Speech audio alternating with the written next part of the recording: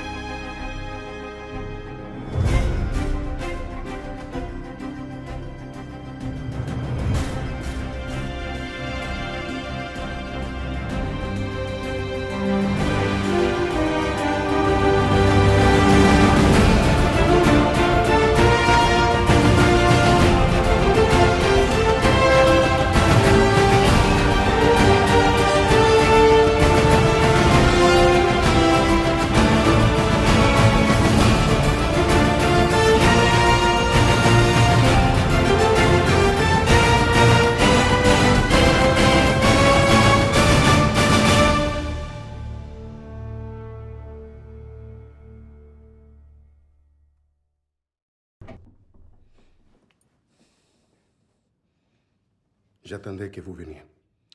Vous devez m'expliquer ce traitement à la clinique de Genève. Je le dois? Vous le devez. Dans 1 heure, vous serez l'homme le plus célèbre de la planète, alors dites-moi quelle est votre situation, je vous en prie. Ma situation, comme vous l'appelez, est la même que lorsque j'étais ordonné prêtre et lorsque j'ai été nommé cardinal. Et le traitement à Genève? Il n'y a pas eu de traitement. Je l'ai envisagé, j'ai prié pour être guidé, j'ai choisi de ne pas le suivre. Mais qu'aurait-il été, ce traitement? Ça s'appelle une hystérectomie laparoscopique.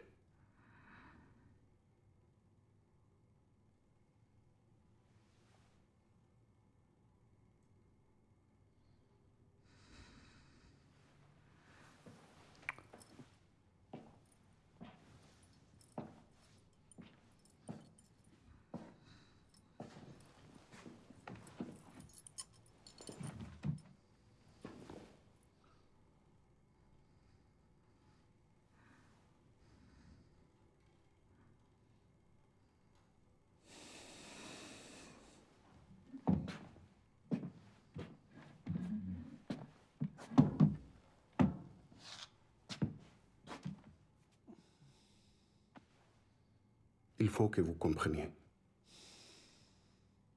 Quand j'étais enfant, il n'y avait aucun moyen de savoir que ma situation était plus compliquée. Et bien sûr, la vie au séminaire est, comme vous le savez, une vie très modeste. La vérité, c'est qu'il n'y avait aucune raison de croire que j'étais différent des autres jeunes hommes. Ensuite, vers la fin de la trentaine, j'ai dû être opéré pour l'ablation de l'appendice. Et c'est alors que les médecins ont découvert que j'avais un utérus et des ovaires. Certains pensent que mes chromosomes font de moi une femme. Mais je suis aussi tel que vous me voyez.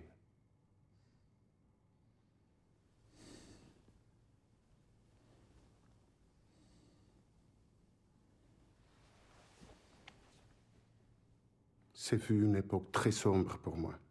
J'avais l'impression d'avoir vécu toute ma vie de prêtre dans un état de péché. Évidemment, j'ai offert ma démission au Saint-Père. Je suis venu à Rome et j'ai lui tout dit. Il savait? Oui, il savait. Et il trouvait acceptable que vous demeuriez ministre ordonné au sein de notre Église? Nous avons envisagé une opération pour élever les parties féminines de mon corps, mais le soir précédent à mon départ, j'ai réalisé que je faisais fausse route. J'étais celui que j'avais toujours été.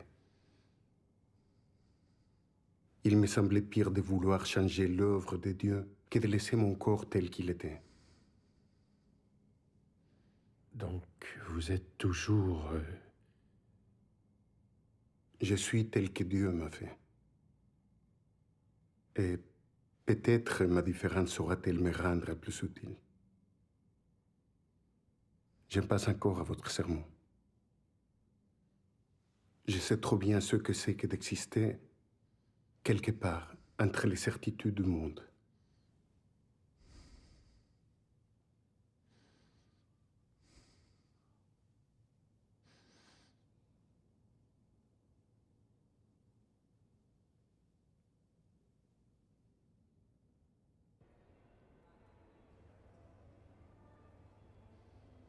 Gloire et louange à l'Éternel Tout-Puissant, lui qui continue de témoigner son fidèle amour à son peuple.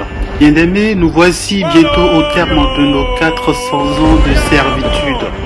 Et nous sommes sur le point de quitter nos différents lieux de dispersion pour rentrer à la maison sur la terre sainte chargée de grandes richesses. À cet effet et dans le but de réunir le peuple, je vous propose quelques lives pour la semaine. Jour 1, nous allons évoquer les fautes passées et leurs implications profondes que nous devrons comprendre. Jour 2, nous abordons l'importance de la repentance en vue de notre restauration. Jour 3, un nouveau chapitre plein d'espoir est sur le point de commencer. Nous parlerons du plan du salut. Jour 4, nous explorons les défis auxquels les élus sont confrontés. Malgré les obstacles, leur ascension est inévitable. Jour 5, nous réfléchissons à l'impact de nos bourreaux. Leur influence, bien qu'à résoudre, a façonné notre histoire. Jour 6, nous nous prononcerons sur le retour nécessaire et sincère à la loi et les prophètes.